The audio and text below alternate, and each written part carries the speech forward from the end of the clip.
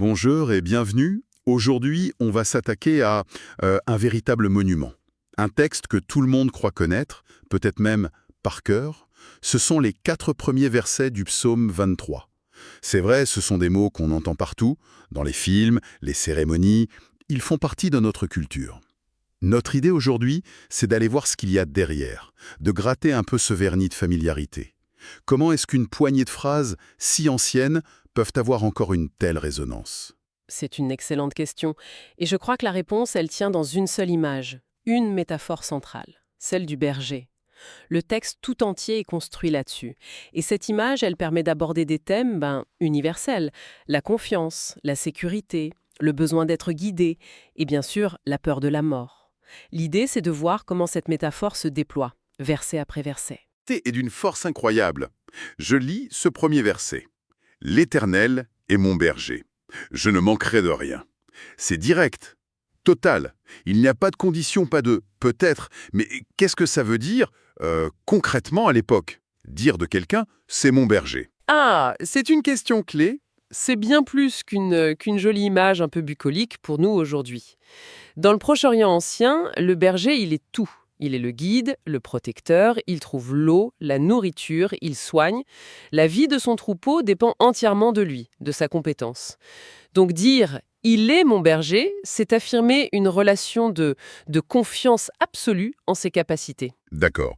Donc la deuxième partie de la phrase, ce fameux « je ne manquerai de rien », ce n'est pas une simple espérance. C'est une conclusion logique en fait. C'est exactement ça. Ce n'est pas de la pensée magique, c'est une déduction. Si le postulat de départ est « j'ai un bon berger », alors la conclusion inévitable, c'est « je ne manquerai de rien ». La confiance, ici, elle n'est pas aveugle. Elle est fondée sur la nature même, sur la fonction du berger. C'est une base très très solide. Et justement, le texte ne s'arrête pas là sur cette déclaration de principe. Il devient tout de suite très visuel, très concret. Verset 2, il me fait reposer dans de verts pâturages. Il me dirige près des eaux paisibles. Là, on quitte la théorie, on entre dans un paysage. On ressent presque le calme. Oui, et ce paysage n'a rien d'anodin. Dans ces régions souvent arides, trouver des verts pâturages et des eaux paisibles, c'est trouver un havre de paix. C'est la définition même de la sécurité. Mais le plus intéressant, je trouve, ce sont les verbes qui sont utilisés. Ah oui, je vois ce que vous voulez dire. Le texte ne dit pas « je trouve des pâturages » ou « je me repose ». Non, Il dit « il me fait reposer » et « il me dirige ». exactement. Et cette nuance, elle est fondamentale. Ça veut dire que cette paix, cette abondance, elles ne sont pas le fruit du hasard. Elles résultent d'une action, d'une intention du berger. C'est lui qui sait où elle est. La brebis, seule, serait complètement perdue. Le repos est donc activement fourni. On a donc la promesse, puis la preuve concrète par l'exemple, pour le bien-être physique. Mais on sent que ça ne s'arrête pas là. Et c'est ce qu'aborde le verset 3. Il restaure mon âme. Il me conduit dans les sentiers de la justice, à cause de son nom. Là, on change de registre, n'est-ce pas? Complètement. C'est le grand pivot du texte. On passe du soin du corps au soin de l'âme, de l'esprit.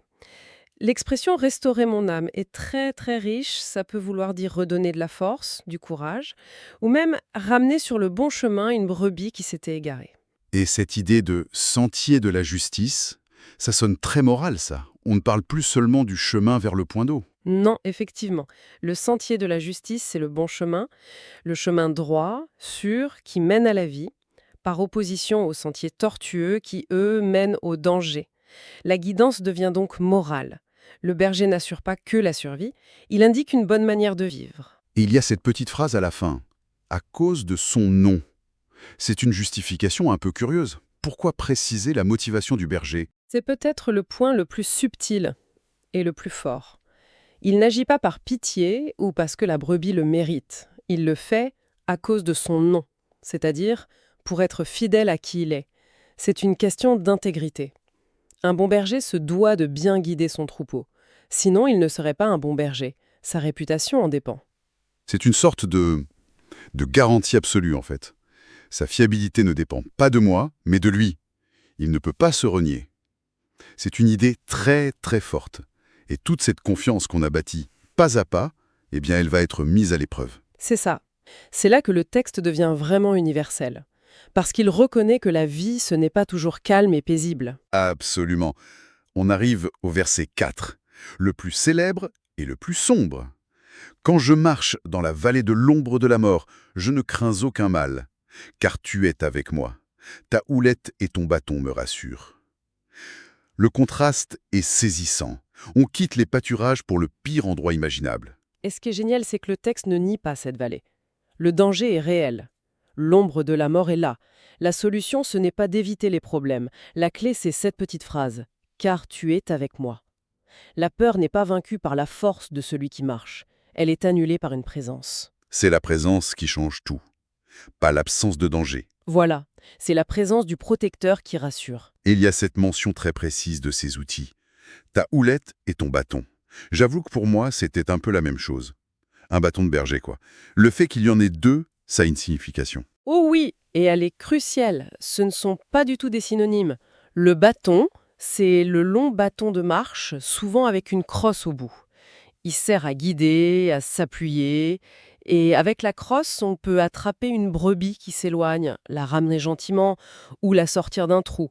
C'est l'outil du secours, de la guidance douce. D'accord, c'est l'instrument du soin, de la proximité. Et la houlette, alors? La houlette, c'est très différent. C'est un gourdin, plus court, plus lourd. Ce n'est pas un outil de guidage, c'est une arme. Elle est utilisée pour défendre le troupeau contre les prédateurs, les loups, les chacals. C'est l'outil de la protection active, de la force. Ah, mais oui, je comprends beaucoup mieux. C'est la combinaison des deux qui est rassurante. D'un côté, le bâton qui guide avec tendresse, et de l'autre, la houlette qui défend avec force. C'est la protection totale. Précisément, la présence du berger n'est pas passive. Elle est active et bien outillée. Le réconfort vient de cette double assurance, la tendresse et la puissance. Mais attendez, je suis en train de relire le verset, et il y a un truc qui me saute aux yeux là. C'est juste de la grammaire, mais... Oui, Depuis le début, on parle du berger à la troisième personne. L'Éternel est, il me fait reposer. C'est un récit sur lui. Et là, d'un coup, au cœur du danger, le ton change. Car tu es avec moi, ta houlette et ton bâton, on change de personne. On passe du il au tu. C'est voulu, ça? ah, mais vous mettez le doigt sur le cœur battant de tout le poème. C'est plus que voulu, c'est le basculement essentiel. C'est le passage de la théologie au dialogue, du discours sur quelqu'un à la conversation avec quelqu'un. C'est au moment de la plus grande peur, dans la vallée, que la relation devient directe, intime. La distance s'effondre. La foi, qui était une affirmation, devient une adresse directe. C'est un détail qui change tout. C'est incroyable. Alors, si on essaie de rassembler tout ça, quelle est la grande progression de ces 4 versets? Ce qui est remarquable, c'est comment le texte construit la confiance, pas à pas, de manière très logique. D'abord, il pose une fondation, une déclaration totale de confiance. Puis, tout de suite, il ancre cette confiance dans le réel, le concret, la sécurité physique, la nourriture, l'eau. Une fois que cette base matérielle est bien solide. Là, il élève le niveau.